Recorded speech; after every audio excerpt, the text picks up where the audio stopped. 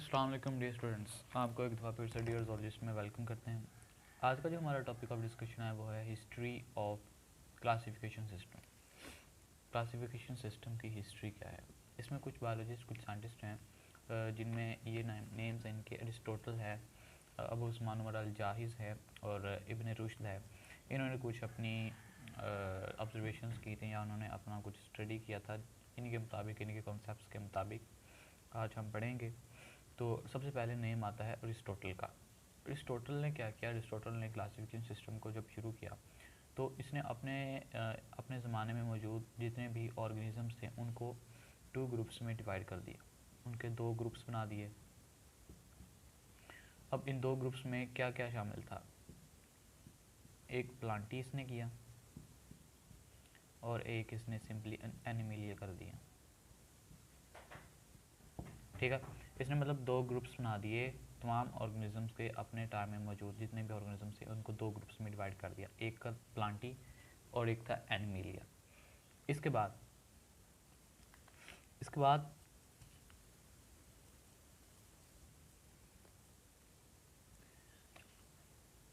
इसके बाद है साइंटिस्ट, एक बायोलॉजिस्ट अबू उस्मान उमर अल जाहिज़।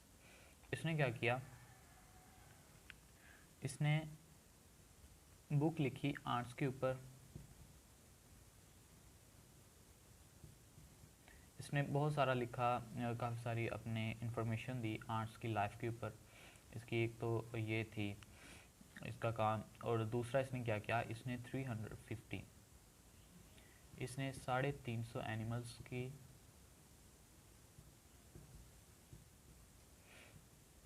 करेक्टरिस्टिक्स को एक्सप्लेन किया।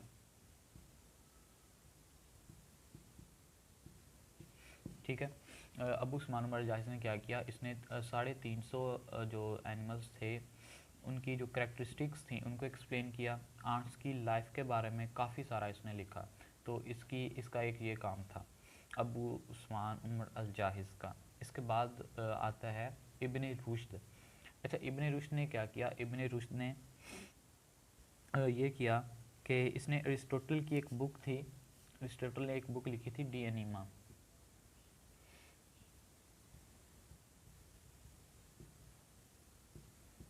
On the soul,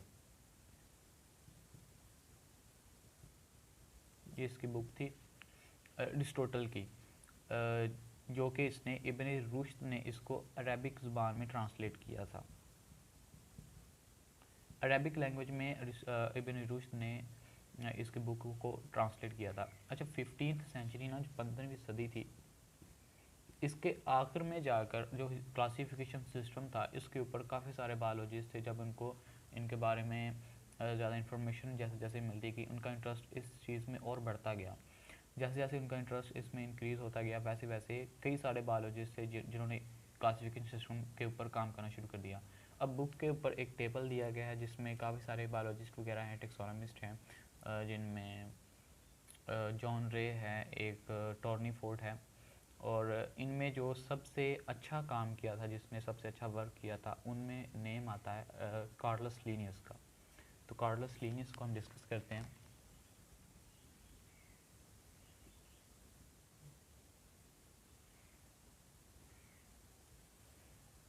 Carolus Linnaeus Carolus Linnaeus ने क्या किया कि इसने अपने टाइम में मौजूद जितने भी ऑर्गेनिजम्स थे उसको 3 ग्रुप्स में डिवाइड कर दिया। इसने 3 ग्रुप बना दिए इनके। ठीक है, अब वो ग्रुप कौन कौन से थे, वो ग्रुप थे मिनरल्स, प्लांट्स, वेजिटेबल और एनिमल।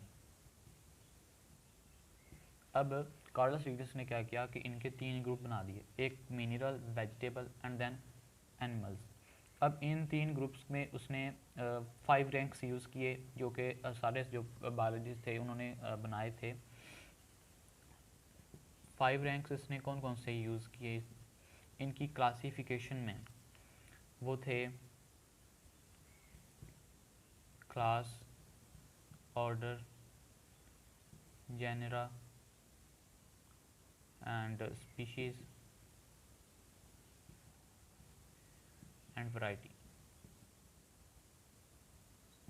इसका ये जो सिस्टम ऑफ क्लासिफिकेशन था, class, order, genera, species and variety, ये बड़ा हद तक, काफ़ी हद तक कामयाब हुआ और काफ़ी सारे जो बायोलॉजिस्ट उन्होंने इसको अपनाया और ये अभी भी फॉर्मेट करते हैं। फार्मूला इसका जो है क्लासिफिकेशन सिस्टम में अभी भी बायोलॉजिस्ट यूज़ करते हैं कई सारे ऑर्गेनिजम्स को क्लासीफाई करने के लिए। तो ये कार्लोस लीनियस के जो काम था इसको सभी ने सराहा, ये बड़ा अच्छा काम किया था इसने। अब जो बायोलॉजिस्ट थे उन्होंने क्या किया, अब कुछ बायोलॉजिस्ट जो थे उन्होंने कुछ ऑब्जर्वेशंस की अपनी स्टडी के मुताबिक, उनकी स्टडी के मुताबिक जो जो एनिमल्स थे, जो ऑर्गेनिजम्स थे, अब चूँकि न्यू न्यू एनिमल्स डिस्कवर हो रहे थे तो उन्हें क्लासिफाई करना थोड़ा मुश्किल हो रहा था, इन ग्रुप्स में वो डिवाइड नहीं कर सकते थे। अब चूँकि जो बायोलॉजिस्ट होते हैं वो एक उस मेथड को प्रेफर करते हैं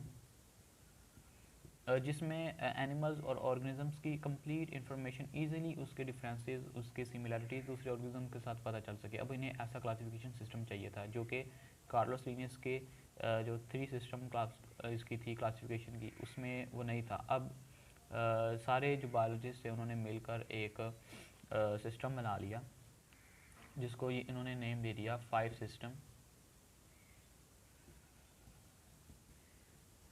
क्लासिफिकेशन का।